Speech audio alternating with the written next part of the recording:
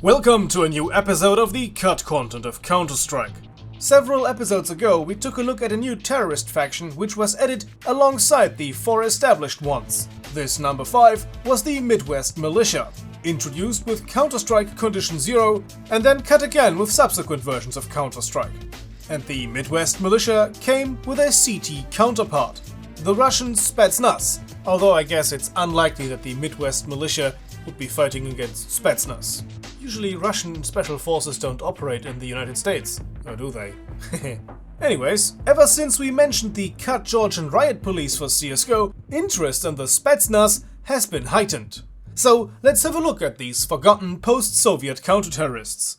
The first time the Spetsnaz were presented to fans was in 2001, in an issue of the Computer World Gaming magazine. Here the Spetsnaz were introduced as follows. Who are these guys? The new counter-terrorists on the block could be mistaken for the bad guys if it weren't for the uniforms. Spetsnaz, short for Specjalnoye Nazranie, translation, troops of special purpose, are Russian special forces known for their win-at-all-costs attitude and less than kosher methods. Spetsnaz have been an integral part of Russian armed forces since the Cold War and continue to operate to this day. Technically, they're the good guys, but based on the way of conduct themselves, that good label is a little sketchy. The Spetsnaz have definitely gotten their hands dirty before, as one anecdote, possibly apocryphal, shows.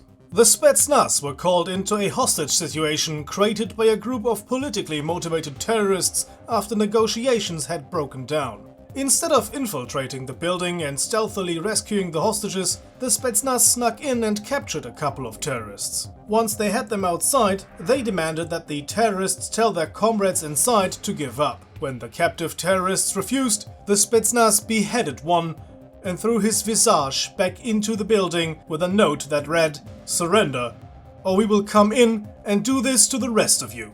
Yeah, these are the guys you want on your side.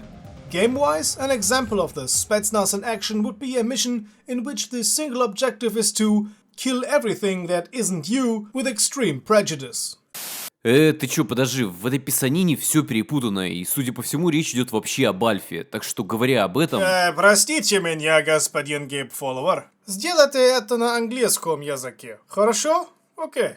The word Spetsnaz isn't the name of a military unit, it's just a contraction of two words like special, специального, and assignment, назначение. Специального, спец, and назначение, NAS, Spetsnaz. In the US they have SOF, Special Operation Forces, so it's kinda similar stuff to Spetsnaz. In general, Spetsnaz means specially trained military guys, so the term Spetsnaz might be applied to any military unit like ground troops, air forces, navy, or even city civilian stuff like police or poliция. Alright, thanks for the information. So, back to the topic. This concept preview we saw before Gabe Follower gave us a quick presentation on the Spetsnaz came from Rogue Entertainment. It's unclear if they ever managed to create models for the Spetsnaz, as their time working on Counter-Strike Condition Zero was very limited. The next company to pick up where they left was of course Gearbox Software, and they clearly liked the idea of introducing Russian CTs, as they created a variety of uniform and model combinations for the Spetsnaz. In Gearbox's version of the Counter-Strike single-player missions, the CT Spetsnaz were even given appropriate weaponry, as seeing Russian troops armed with an M4 is a bit unusual. To this particular topic we dedicated an entire episode. Click on the link in the upper right corner if you want to check that out. So after Gearbox Software lost Counter-Strike Condition Zero, Ritual Entertainment took over, mostly focusing on the single-player aspect of the game, but also reworking the player models. It is from this period in time we got the final design that we see in Retail Condition Zero from. Various different uniform styles were created, adapting the camo pattern to the various environments, an idea also implemented in Counter-Strike for the Xbox, and then later of course in Counter-Strike Global Offensive. Counter-Strike for the original Xbox features the Spetsnaz on only 3 maps, CS Militia, D Vostok and Prodigy, all with appropriate color patterns. The PC multiplayer of Counter-Strike Condition Zero, on the other hand, only features one of these Spetsnaz models, the Urban Grey camo version. Unfortunately, this was the last time we ever saw the Spetsnaz in action in Counter-Strike. But of course only if we discount their appearance in Counter-Strike Nexon Zombies and Counter-Strike Online. By the way, Gabe Follower, as you are still around, would you like to see the Spetsnaz make a comeback in CSGO? Yeah, why not? I'd like to rush P as a true Russian mужик. Alright, thanks. And now, what do you think, dear viewer? Feel free to share your opinions in the comment section down below, because as always, I'm happy to personally respond. And if you enjoyed the video, you know what to do. Give it a like, consider subscribing for future content, and maybe even support us on Patreon, as our supporters there got to see this video first.